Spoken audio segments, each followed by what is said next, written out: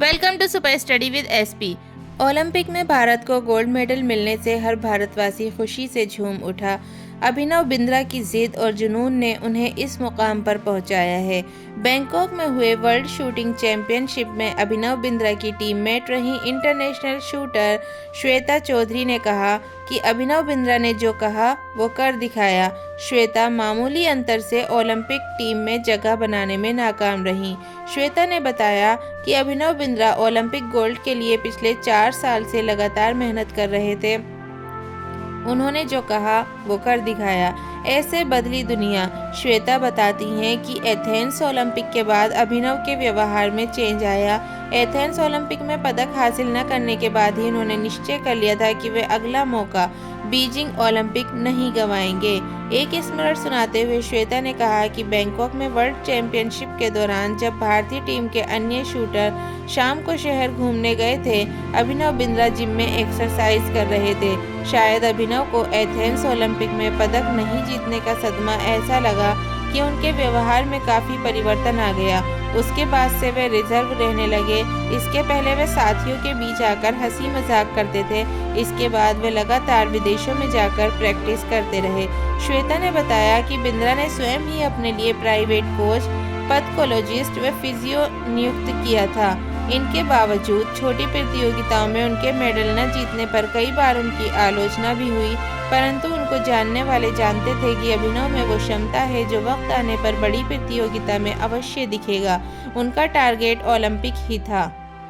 कलाम का जन्म 15 अक्टूबर 1931 को तमिलनाडु के एक गांव धनुषकोडी में हुआ था। इनके पिता मछुआरों को किराए पर नाव देते थे। कलाम ने अपनी पढ़ाई के लिए धन प्राप्ति हेतु अखबार बेचने का काम भी किया। डॉक्टर कलाम ने जीवन में अनेक चुनौतियों का सामना किया। उनका जीवन सदा संघर्षशील रहने वाले एक ऐसे व्यक्ति की कहानी है जिसने कभी हार नहीं मानी तथा देश हित में अपना सर्वस्व न्योछावर करते हुए सदा उत्कृष्टता के पथ पर चलते रहे। 71 वर्ष की आयु में भी वे अथक परिश्रम करते हुए भारत को सुपर पावर बनाने की ओर प्रयासरत थे। भारत रत्न डॉक्टर अब्दुल कलाम भारत के 11वें राष्ट्रपति बने। वे भारत रत्न से सम्मानित होने वाले तीसरे राष्ट्रपति हैं। भारत के मिसाइल कार्यक्रम के जनक डॉक्टर कलाम ने देश को अग्नि एवं पृथ्वी जैसी मिसाइलें देकर चीन एवं पाकिस्तान को इनकी रेंज में लाकर दुनिया को चौंका दिया। एक बार एयरफोर्स के पायलट के इंटरव्यू में 9वें नंबर पर आने के कारण उन्हें निराश होना पड़ा था।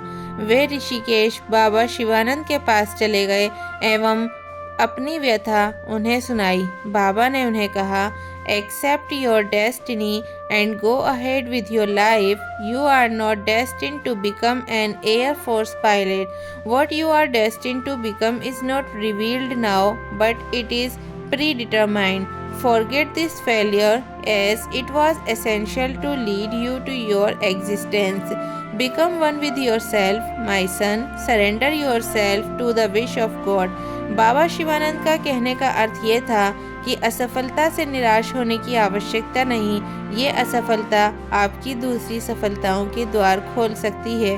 तुम्हें जीवन में कहाँ पहुँचना है इसका पता नहीं। आप कर्म करो, ईश्वर पर विश्वास करो। You have to dream before your dreams can come true. Doctor Kalam का जीवन हर उस नवयुवक के लिए आदर्श प्रेरणा स्रोत है जो अपने जीवन में एक असफलता मिलने पर ही निराश हो जाते हैं।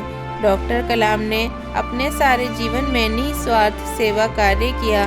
उनका राष्ट्र प्रेम और उनका देशभक्ति का जज्बा हर भारतीय के लिए सबक एवं प्रेरणा का पुंज है और हमेशा रहेगा। किसी भी एंट्रेंस की तैयारी कर रहे हैं तो आपको हार नहीं माननी चाहिए। जो हार मानते हैं वो खुद से हार जाते हैं। जीवन में कठिनाइयां आना निश्चित है, लेकिन ये हमारे हाथ में है कि हम उन कठिनाइयों का सामना किस तरह करते हैं। हार न मानने का जज्बा हमें सफलता की ओर ले जाता है। चाहे परिस्थितियां कितनी भी प्रतिकूल क्यों न हो, अगर हम अपने मन में यह ठान लें कि हमें हार नहीं माननी है तो कोई भी बाधा हमें रोक नहीं सकती। यह जज्बा हमें बार बार गिरने के बाद भी उठने की ताकत देता है। इसका उद्देश्य है पाठकों को ये सिखाना कि असली जीत वही है जो कठिनाइयों से लड़कर हासिल की जाती है। हार मानने से पहले हर संभव प्रयास करना चाहिए, क्योंकि प्रयास कभी व्यर्थ नहीं जाते। जो लोग हार नहीं मानते वे ही जीवन में असली विजेता बनते हैं। हार न मानने का जज्बा सफलता की कुंजी है। कठिनाइयों से लड़कर ही असली जीत मिलती है। हर बार गिरने के बाद उठना जरूरी है। हार मानने से पहले हर संभव प्रयास करें। जो हार नहीं मानता वही असली विजेता होता है। आपको मोटिवेट करने के लिए स्टडी पॉइंट आपके साथ खड़ा है। अपनों का साथ जीवन को संवारता है और कठिनाइयों को हल्का करता है। अपनों का साथ हमें ये एहसास दिलाता है कि हम अकेले नहीं हैं। हमेशा कोई ना कोई है जो हमारी परवाह करता है और हमारे लिए हमेशा मौजूद रहता है। ये विश्वास ही हमें जीवन की हर मुश्किल का सामना करने की ताकत देता है। हम बिना किसी झिझक के अपनी भावनाओं को व्यक्त कर सकते हैं और ये साथ हमेशा हमें मोटिवेट करता है और हमें हमारे लक्ष्यों को प्राप्त करने के लिए प्रेरित करता है। जैसा कि स्टडी पॉइंट आपकी तैयारी के रास्ते में आपके साथ खड़ा है और आपको लगातार मोटिवेट कर रहा है। कठिन समय में वे हमें संभालते हैं। स्टडी पॉइंट के टीचर आपको अगर आपका कोई भी कठिन टाइम हो या आपको कोई भी परेशानी हो तो आपका साथ देते हैं और हमें उम्मीद देते हैं, हमें मोटिवेट करते हैं। खुशियों के पल में वे हमारे साथ जश्न मनाते हैं और हमारी खुशियों को दोगुना कर देते हैं। जीवन में अपनों का साथ सबसे बड़ा संबल है। कठिन समय में हम अपने साथ देने से हमें हौसला मिलता है। अपनों का प्यार और समर्थन हमें जीवन की कठिनाइयों से लड़ने की ताकत देता है।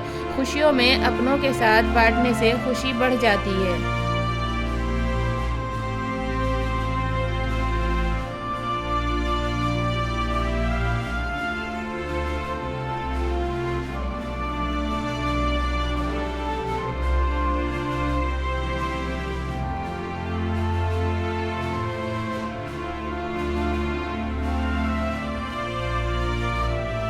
Welcome to super study with SP.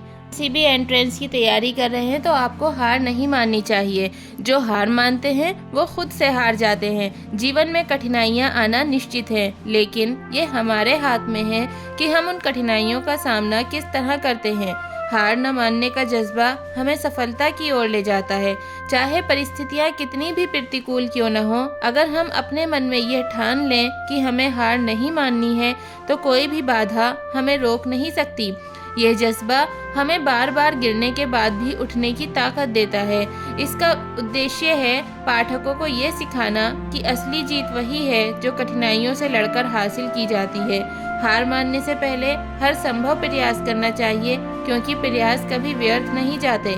जो लोग हार नहीं मानते वे ही जीवन में असली विजेता बनते हैं। हार न मानने का जज्बा सफलता की कुंजी है। कठिनाइयों से लड़कर ही असली जीत मिलती है। हर बार गिरने के बाद उठना जरूरी है। हार मानने से पहले हर संभव प्रयास करें। जो हार नहीं मानता वही असली विजेता होता है।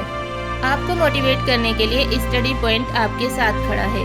अपनों का साथ जीवन को संवारता है और कठिनाइयों को हल्का करता है।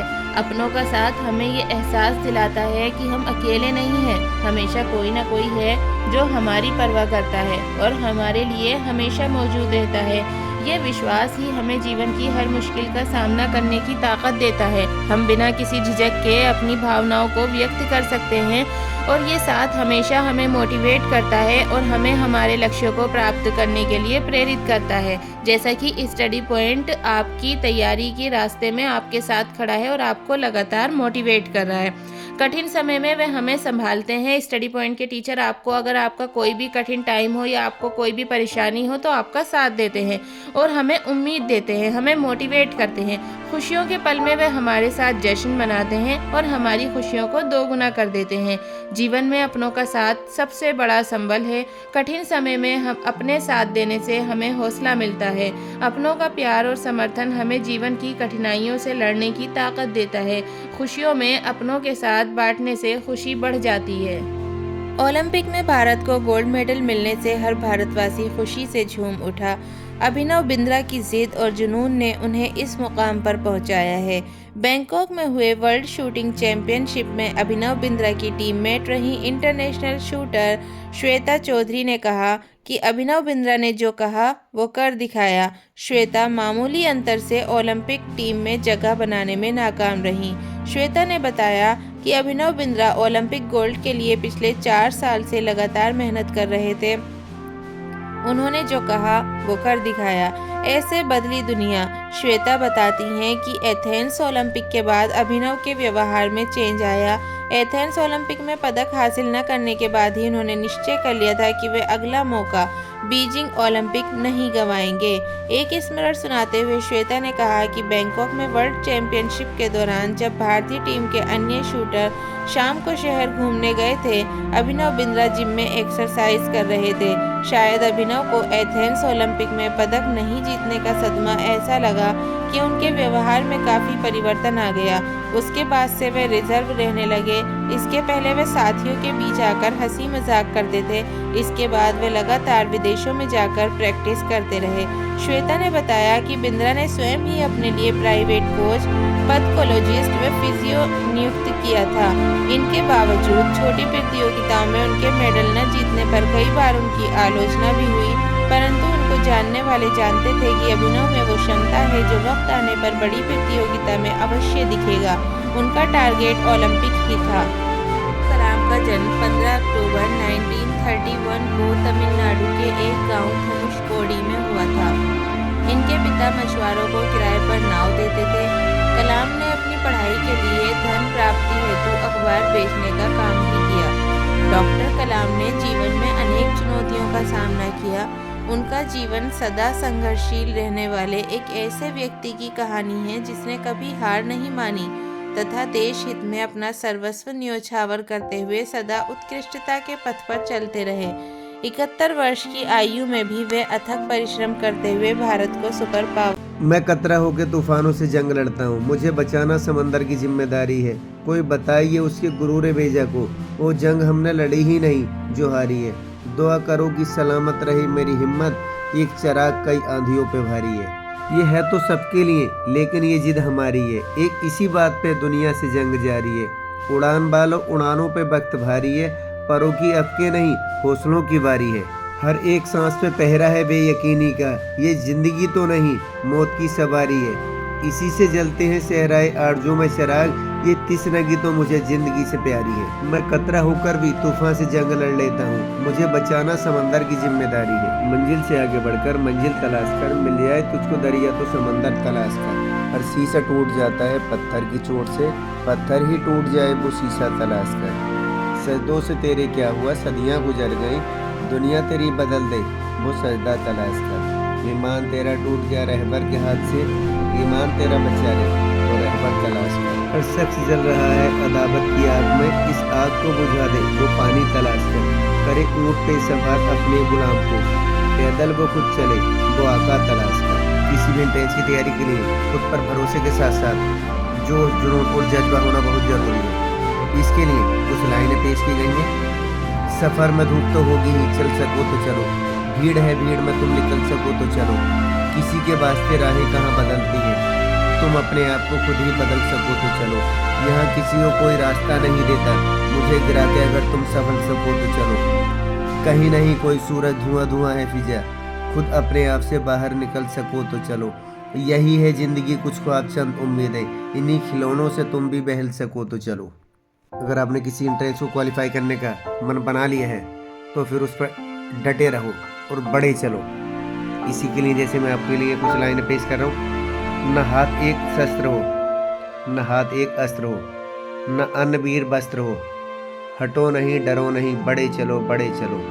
रहे समक्ष हिम शिखर, तुम्हारा प्रण उठे निखर, भले ही जान जन बिखर, रुको नहीं झुको नहीं बढ़े चलो बढ़े चलो। घटा घिरी अटूट हो अधर में कालकूट हो, वहीं सुधा का घूंट हो, जिए चलो मरे चलो बढ़े चलो बढ़े चलो। गगन उगलता आग हो, छिड़ा मरण का राग हो, लहू का अपने फाग हो, अड़ो वहीं कड़ो वहीं बढ़े चलो बढ़े चलो। चलो नई मिसाल हो, जलो नई मिसाल हो, बड़ो नया कमाल हो, झुको नहीं रुको नहीं बढ़े चलो बढ़े चलो।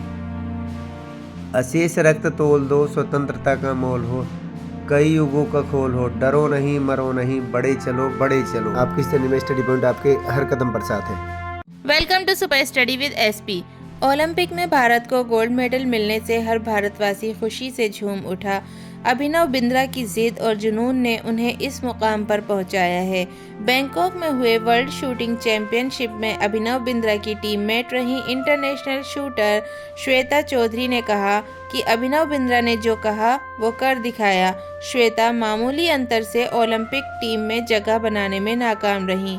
श्वेता ने बताया कि अभिनव बिंद्रा ओलंपिक गोल्ड के लिए पिछले 4 साल से लगातार मेहनत कर रहे थे। उन्होंने जो कहा वो कर दिखाया। ऐसे बदली दुनिया। श्वेता बताती हैं कि एथेंस ओलंपिक के बाद अभिनव के व्यवहार में चेंज आया।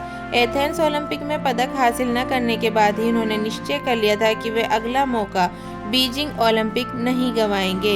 एक स्मरण सुनाते हुए श्वेता ने कहा कि बैंकॉक में वर्ल्ड चैंपियनशिप के दौरान जब भारतीय टीम के अन्य शूटर शाम को शहर घूमने गए थे, अभिनव बिंद्रा जिम में एक्सरसाइज कर रहे थे। शायद अभिनव को एथेंस ओलंपिक में पदक नहीं जीतने का सदमा ऐसा लगा कि उनके व्यवहार में काफ़ी परिवर्तन आ गया।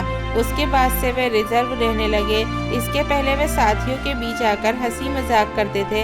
इसके बाद वे लगातार विदेशों में जाकर प्रैक्टिस करते रहे। श्वेता ने बताया कि बिंद्रा ने स्वयं ही अपने लिए प्राइवेट कोच, पथकोलॉजिस्ट व फिजियो नियुक्त किया था।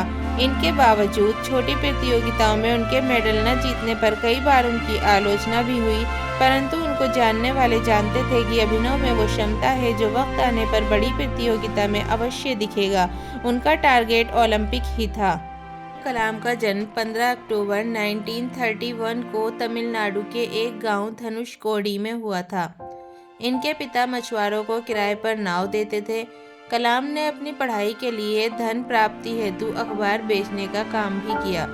डॉक्टर कलाम ने जीवन में अनेक चुनौतियों का सामना किया।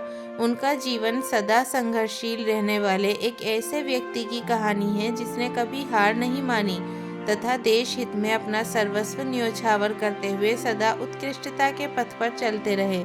71 वर्ष की आयु में भी वे अथक परिश्रम करते हुए भारत को सुपर पावर बनाने की ओर प्रयासरत थे। भारत रत्न डॉक्टर अब्दुल कलाम भारत के 11वें राष्ट्रपति बने। वे भारत रत्न से सम्मानित होने वाले तीसरे राष्ट्रपति हैं।